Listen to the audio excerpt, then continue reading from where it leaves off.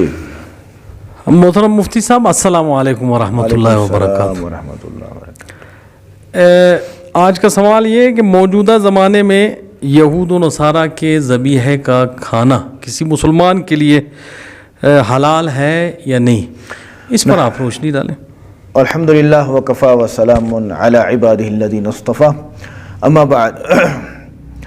تو اس میں صاف واضح قرآن پاک نے بیان دیا ہے، اللہ تعالیٰ نے اس کو بیان فرمایا ہے، اور یہ واقعی ان یہودیوں اور عیسائیوں کو قریب کرنے کے لیے تھا جو رسول اللہ صلی اللہ علیہ وسلم کے دور اقدس میں ان باتوں کا خیال رکھتے تھے جن کو میں ابھی بیان کرنے جا رہا ہوں۔ جی، اس میں ایک تو غیر مسلموں میں دو چیزیں ہو جائیں گی نا۔ ایک وہ غیر مسلم لوگ جو دعویٰ کرتے ہیں کہ ہم آسمانی کتاب کے پیروکار ہیں، جیسے عیسائی انجیل کا دعویٰ کرتے ہیں، بائبل کا، اور یہودی جو ہے توریت کا دعویٰ کرتے ہیں کہ ہم ان کتابوں کو مانتے ہیں جو اللہ تعالیٰ نے آسمان سے بھیجی ہیں۔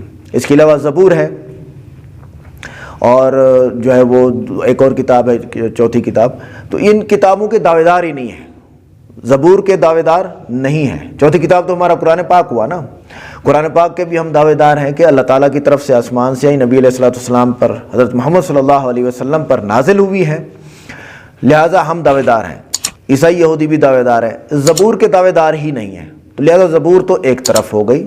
اگر زبور کے دعوے دار بھی ہوتے تو ان کا ذبیحہ بھی آج کے دور میں حلال ہوتا۔ ٹھیک ہے، ایک تو یہ بات ہو گئی۔ اب ان چار دعوے داروں کے علاوہ ہندو ہیں، مجوسی ہیں، دہریے ہیں، ملحد ہیں، ایتھیسٹ ہیں، فری ول ہیں، پتہ نہیں کتنی قسمیں ہیں، ان سب کا ذبیحہ حرام ہوگا، کیونکہ یہ آسمانی کتابوں کے دعوے دار ہی نہیں ہے بلکہ اس کا مذاق اڑاتے ہیں۔ اب آ جاتے ہیں دو فرقے اس وقت، یہودی اور عیسائی۔ اس میں بھی شرائط ہیں، ان شرائط کی وجہ سے تو ہوگا، ورنہ نہیں ہوگا حلال۔ ٹھیک ہے، سب سے پہلے سورہ مائدہ کی آیت نمبر 5 ہے، جس میں اللہ تعالیٰ نے فرمایا الیوم احل لکم الطیبات، آج میں نے تمہارے لیے اچھی چیزیں پاک کر دی، حلال کر دی ہیں، وطعام الذین اوتوا الکتاب، اور ان لوگوں کا کھانا بھی تمہارے لیے حلال ہے جن کو کتاب دی گئی ہے، حل لکم وطعامکم حل لہم، ان کا کھانا تمہارے لیے حلال، تمہارا کھانا ان کے لیے حلال۔ سورہ مائدہ کی آیت نمبر 5 ہے۔ اب ابن عباس، ابو امامہ، مجاہد، سعید ابن جبیر، عکرمہ، عطا، سارے مفسرین محدثین پرانے دور کے 7-8 ہیں جو اسی کے قائل ہیں کہ یہودیوں اور عیسائیوں کا جو ہے وہ کھانا ذبیحہ حلال ہے۔ لیکن اس میں دو چیزیں اور بھی ہیں، وہ یہ ہیں کہ اول تو یہ کہ ذبح کے لیے وہی طریقہ اختیار کیا گیا ہو جو اسلام میں ہے۔ وہ کیا ہے؟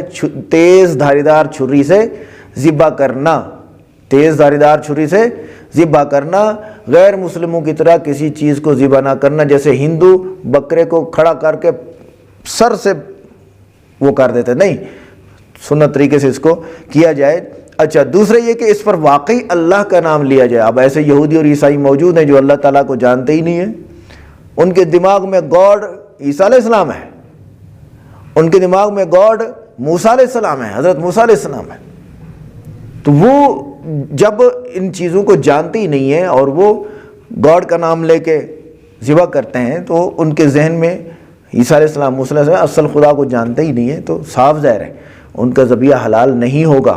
یہ فقہ حنفی ہے اور اس کو سمجھنے کے لیے 2.5 من عقل کی ضرورت ہے۔ تو دوسری یہ ہے، اور تیسری بات جو ہے وہ یہ ہے کہ حقیقت میں وہ اہل کتاب بھی ہوں، یعنی ایسا خاندان ہو جو عیسائی کہلاتا ہے، ایسا خاندان ہو جو یہودی کہلاتا ہے، اور وہ الہامی رسالت پر بھی وہ ایمان رکھتے ہوں، اور ان کتابوں کے الہامی ہونے پر یعنی وحی ہونے پر بھی وہ کیا کرتے ہوں، مذہب یقین رکھتے ہوں کہ جو اللہ تعالیٰ کی طرف سے آئی ہوئی چیزیں ہیں۔ تو جب یہ شرائط پائی جائیں گی 3-4، کیا ہے؟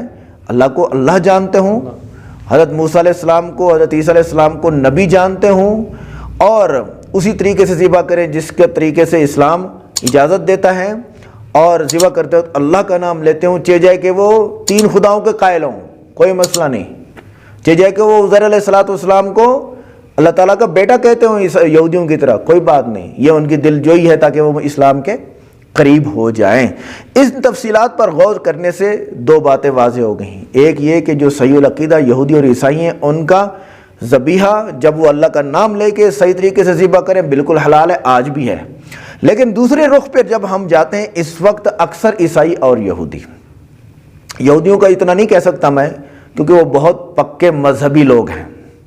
عیسائیوں کا میں کہہ سکتا ہوں، کیونکہ وہ اس وقت اصل خدا کو جانتے ہی نہیں ہیں۔ سمجھ آئیے کہ نہیں آئی؟ وہ عیسیٰ علیہ السلام کو خدا سمجھتے ہیں اور حضرت موسیٰ علیہ السلام کو خدا سمجھتے ہیں۔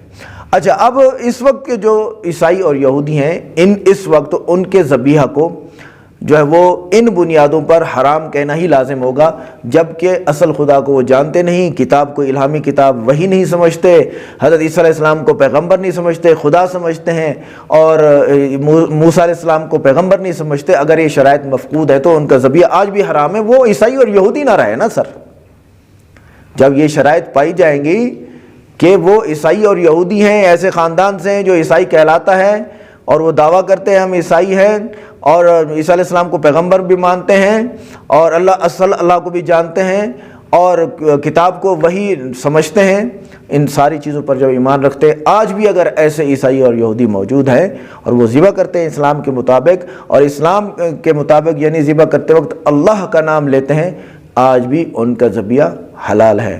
اللہ تعالیٰ مجھے آپ کو سمجھنے اور عمل کرنے کی توفیق عطا فرمائے۔ وما علینا الا البلاغ۔